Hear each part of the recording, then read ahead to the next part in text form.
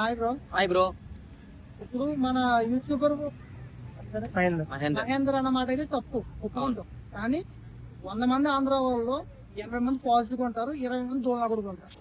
వాళ్ళని పట్టుకుని మిగిలిన వాళ్ళు కూడా చెడ్డ పేరు వస్తుంది. దీని ప్రకారం మీరేమంటారు? ఇప్పుడు ఒక్కరు తప్పు చేయడం వల్ల మిగతా వాళ్ళకి బ్యాట్ నేమ్ వస్తుంది. ఇప్పుడు ఆంధ్ర వాళ్ళ అందరు తిడుతున్నారు, ఎందుకంటే వీడు తెలంగాణ గురించి బ్యాట్ మాట్లాడి తెలంగాణ వాళ్ళు ఏ డబ్బులు లేవు ఏం లేవు, మా ఆంధ్ర ఆస్తులు అంతా మీరు కొనేంత దమ్ము దగ్గర లేదు అని చెప్పేసి కించపరిచి మాట్లాడింది తెలంగాణ గురించి. మాట్లాడినప్పుడు మరి ఆంధ్ర వాళ్ళు ఎంతమంది బతున్నారు ఈ తెలంగాణలో? హైదరాబాద్ లో దగ్గర దగ్గర 80% ఆంధ్ర వాళ్ళు బతున్నారు. ఒక ఫ్రైడే వస్తే వెళ్ళిపోయినారు కాడ ట్రాఫిక్ జామ్ చూస్తే అర్థం చేసుకోండి. కొన్ని లక్షల మంది వెళ్తున్నారు ఆంధ్రకి. అంటే ఇక్కడ చేసుకుని అక్కడ వెళ్తున్నారు. అంటే ఇక్కడ బతుకుంటూ ఇక్కడ ఎలా చీప్ మాట్లాడాలనిపించు. దీని విషయంలో ఒకరు అన్నదానికి పట్టించుకోకూడదు, వాడిని ఈ తెలంగాణ లేకుండా చేయాలి అన్నోని. కానీ మిగతా వాళ్ళని అనడం కూడా తప్పు, ఎందుకంటే అందరూ జెన్యున్ గా ఉంటారు. ఆంధ్ర మర్యాద బాగుంటది, వాళ్ళు బతకడానికి వచ్చినప్పుడు ఉంటారు. కానీ ఒకప్పుడు తెలంగాణ ఆంధ్ర విడిపోయినప్పుడు తర్వాత కూడా మనకు ఎప్పుడు ఊరికి ఏ గొడవలు కానీ ఏ పంచాయతీలు కూడా కాలేదు. సంతోషంగా విడిపోయారు, సంతోషంగా కలిసి ఉన్నాం. కానీ మా తెలంగాణ వాళ్ళందరినీ ఎలగొట్టలేము మేము. ఎవరిని మేము మాది ఏంటంటే తెలంగాణ గుణం మాది, మంచి గుణం. అంతేగాని మేము ఇంటికి వస్తే చికెన్ కోసి మటన్ కోసి అన్నం పెట్టి పంపిస్తాం. అంతేగాని మేమేదో మనస్పర్ధలు పెట్టుకొని మేమేదో కుట్రలు మాకు అవసరం లేదండి. మా తెలంగాణలో కొంచెం మాటలు ఉంటాయి, మాటలు అన్న దగ్గర కోపం ఉంటది. అంతేగాని ఇలా బ్యాడ్ గా రివ్యూస్ చెప్పి అండ్ అసలు నువ్వు జబర్దస్త్ మహేందర్ బ్రో, నువ్వు ఎక్కడ బతున్నావు? తెలంగాణలో బతున్నావు, తెలంగాణలో తింటున్నావు. మన లాస్ట్ టైం ఒక స్కానర్ పెట్టి ఒక QR కోడ్ పెట్టి నేను బాధల్లో ఉన్నాను హెల్ప్ చేయండి అంటే మా తెలంగాణ వాళ్ళని హెల్ప్ చేయలేదా? తెలంగాణలో తినట్లేదా? తెలంగాణలో ఉండట్లేదా? నువ్వు బతికే మొత్తం హైదరాబాదే కదా, ఇట్లా మాట్లాడుతావు అన్నమాట. అంటే తెలంగాణలో గాజులు తడుకొని రోడ్ల పంట తిరుగుతున్నాం మేము డబ్బులు లేక. నువ్వు అమ్ము, నీ ఆస్తులు ఏమన్నా అమ్ము, ఇంకా ఉంటాం. అమ్ము ఫస్ట్. ఇప్పుడు యూట్యూబ్ మహిదర్ ఆంధ్ర ఆస్తులు అమ్మితే కొనలేరన్నారు కదా, అసలు మహిదర్ కంటే ఇక్కడ సెంటు భూమి కూడా లేదు. లేకుండా ఆయన ఆర్గ్యూ చేసి ఆయన మాట్లాడుతున్నారు. ఫస్ట్ అసలు గోపాల్ ఏంటైన్లోనే స్కానర్లు పెట్టి ఆంధ్ర తెలంగాణ మనుషుల్ని అడుక్కున్న పరిస్థితి మహిదర్. అవును, మహేందర్ ఆయన ఎలా మాట్లాడతారు అసలు ఈ విషయం గురించి? అవును, వాళ్ళు తప్పు మాట్లాడొద్దు. దీని విషయంలో మన ఖచ్చితంగా యాక్షన్ తీసుకోవాలి అతని మీద. ఇలా వదిలేస్తే నెక్స్ట్ టైం అంటాడు, ఈయన లేకపోతే ఇంకో అంటాడు. ఈ నిమ్మటి యాక్షన్ తీసుకుని పంపించాలి, నేరే వస్తుంది. ఆంధ్ర పంపించేసేయండి. జబర్దస్త్ మహేందర్ ని ఆంధ్రకు పంపించాలి. వీడేదో రివ్యూ చెప్పుకొని అదని ఈ మూవీ అట్లుంది, ఈ మూవీ ఇట్లుంది అని చెప్పి అన్ని రివ్యూస్ పెంచుకొని సబ్స్క్రైబర్స్ చేసి వాడిని ఫేమ్ చేసి ఒక స్థాయిలో పెట్టినా మేము ఇప్పుడు ఉమ్ములు వచ్చినాయా నీకు? తెలంగాణ గురించి మాట్లాడే ముందు వెనక ముందు ఆలోచించి మాట్లాడాలి. మా తెలంగాణ వాళ్ళు ఊరుకోరు, ఉరికి చుక్కుచి కొడతారు. తర్వాత మళ్ళీ ఇంకో స్థానం వల్ల ఆలోచించు. అంతేగాని ఏదో ఎటకారంగా మాట్లాడి తక్కువ చేసి మాట్లాడితే మేము ఊరుకోము. ఇక్కడ ఆంధ్ర పంపించేది మేలు అంటారా మీరు చెప్పిన ప్రకారం? లేకుంటే ప్రభుత్వ పరంగా ఏదైనా యాక్షన్ తీసుకుంటే ఇలా ప్రభుత్వ పరంగా వాడు అన్న మాటకి అంటే ఇప్పుడు రేవంత్ రెడ్డి గారు చీపా అంటే ఇప్పుడు ప్రభుత్వం చీపా అన్న మాటలకి? అంటే తెలంగాణ అనేది ఒక చీపా? తెలంగాణ డబ్బులు లేవా? ఒక హైదరాబాద్ ఉన్నంత డబ్బులు మీద ఆంధ్ర దగ్గర లేవు. మీ ఆంధ్ర భూములు అమ్ముతున్నారు కదా, అమ్మండి, మేము కొంటాం.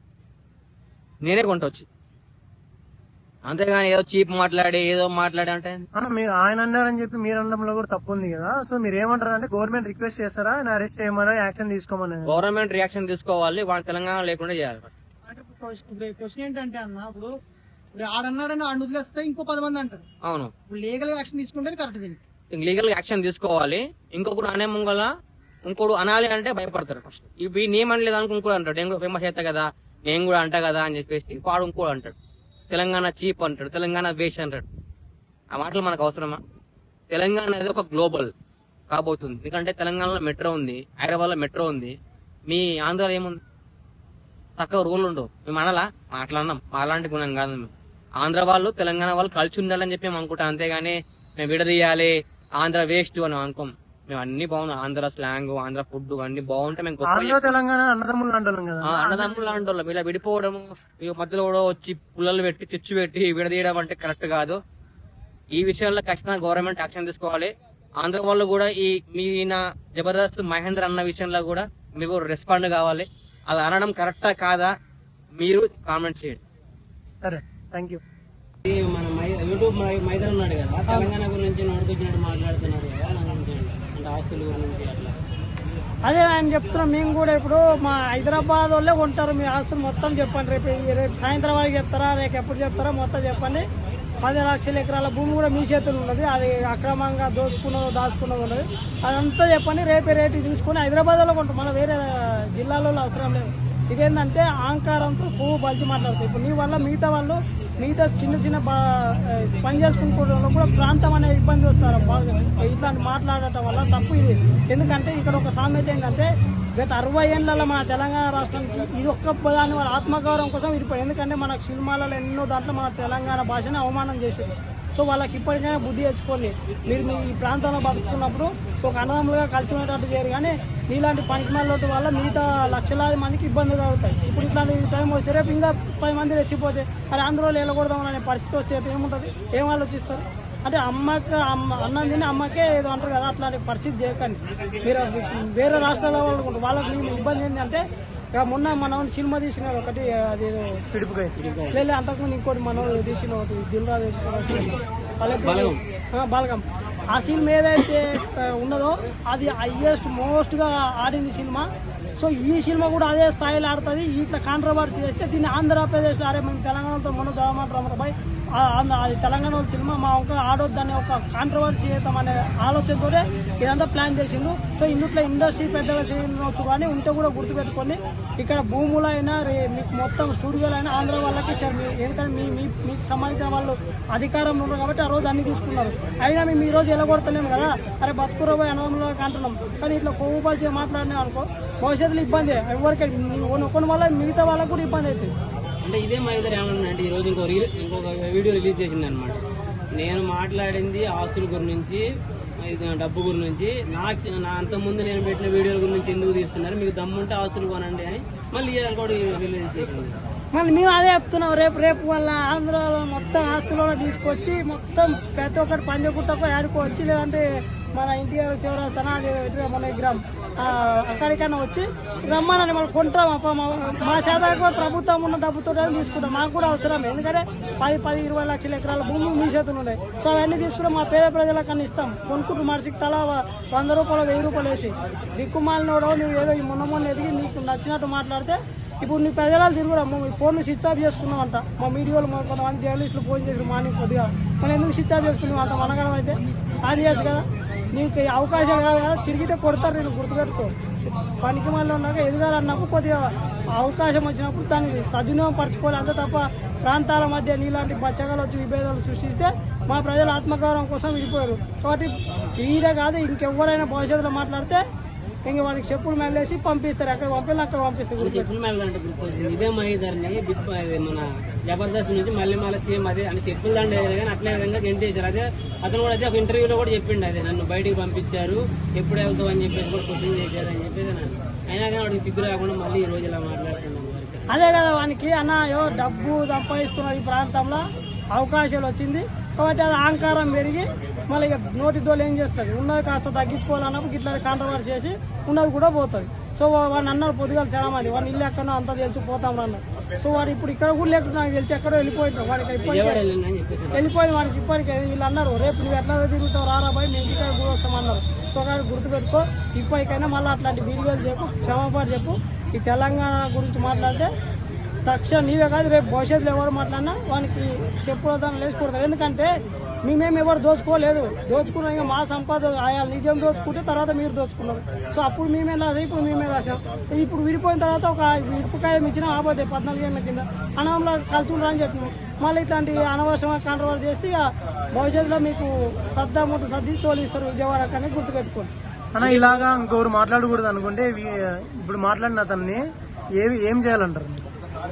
ఏం చేస్తేలేదన్న వానికి కరెక్ట్ అయిన శిక్ష చేయాలి. ఈ సినిమా హీరోలను కూడా మేము చెప్తున్నాం, పవన్ కళ్యాణ్ ఫ్యాన్స్ కావచ్చు, పవన్ కళ్యాణ్ కావచ్చు, మిగతా కావచ్చు.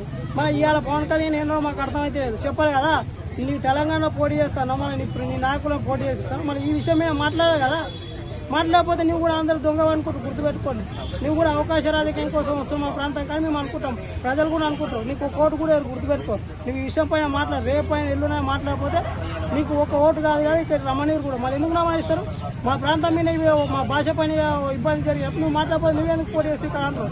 మరి సిగ్గుశారం ఉంటే పవన్ కళ్యాణ్ ఫ్యాన్స్ అయినా మాట్లాడాలి, గుర్తుపెట్టుకోండి. ఈ తెలంగాణ పుట్టి పింగో చెప్పులు మోస్తాం అంటే మొక్కరు మొన్న ఎవరు అల్లారు వేరు కాళ్ళు మొక్కుతారు. ఒక హీరోని ఎవరో అవకాశం ఇచ్చిన వరకు కాళ్ళు మొక్కుతారా? ఇట్లా పని చేయకండి. భవిష్యత్తులో కూడా ఇక్కడ ఏంటంటే హీరోలు ఇప్పుడిప్పుడే నిర్మాతలు కావచ్చు, అందరూ తెలంగాణ వాళ్ళు ఎదుగుతారు, ఆర్టిస్టులు కావచ్చు రకరకాలుగా. సో అది వాళ్ళకి నచ్చడం లేదు. అరే వీళ్ళ భాష చాలా మంచిది, వీళ్ళకు మస్తు మేధిస్తున్నది, ఇది ఇంకా భవిష్యత్తులో మనకి ఇబ్బంది అవుతుందని ఆలోచన ఉంటే అది మూర్ఖత్వం. సో మేము కలిసి ఉండి మీ అవకాశాన్ని వాడుకొని మా అవకాశాన్ని వాడుకుంటాం. మీకు అవసరం అయితే ఇండస్ట్రీని తీసుకోపోరు, రేపే ఇక్కడ ఉంటుంది. నువ్వు ఇండస్ట్రీ గురించి మాట్లాడేంత మనగా వారా నాయన. నువ్వు ఏదో మొన్న ఎదిగినా తీసుకోవా, రేపు ఇండస్ట్రీ తీసుకోపో, మీ ఆస్తులను తీసుకోపో, ఎవరొద్దన్నారు. కాబట్టి ఇక్కడే ఒక ముఖ్యంగా ఏంటంటే ఆ కేసీఆర్ మహిళలు తెలంగాణ గురించి విమర్శ చేశారు, మీరు ఎలా రియాక్ట్ అవుతున్నారు? తెలంగాణ గురించి విమర్శలు చేసే అంత స్టేజ్లో ఏపీలో లేరు. ఏపీయే పెద్ద అడుగు తినే ఏరియా. ఏపీలో ఏమీ లేదు. ఒక విజయవాడ తప్పితే గుంటూరు తప్పితే అన్ని ఏరియాస్ అడుగు తినే ఏరియాలు. జనాలకి శాలరీస్ ఇచ్చే వాటిలో ఏం ఇంక్రీజ్ లేదు. రేట్లు మాత్రం ఇప్పుడు మామూలుగా కాస్ట్ ఆఫ్ లివింగ్ అన్నీ పెరిగిపోయినాయి. ఓకే, ఆటో బస్సులు, బస్ ఛార్జెస్, ఆటో ఛార్జెస్, బయట ఏమైనా వస్తువులు కాస్ట్ ఆఫ్ లివింగ్ మాత్రం ఒక స్విట్జర్లాండ్ యుఎస్ లెవెల్లో పెంచేశారు, డెవలప్డ్ కంట్రీస్ లాగా. శాలరీస్ మాత్రం ఏం పెంచలేదు.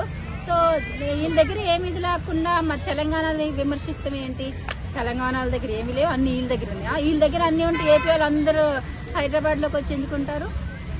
హైదరాబాద్లో సోర్సెస్ ఉన్నాయి, అందుకని 80% ఆంధ్ర వాళ్ళంతా ఏపీ తెలంగాణ సపరేట్ అయిపోయి కూడా అయినా కూడా ఆంధ్ర వాళ్ళు వెళ్ళలేదు ఇక్కడ నుంచి.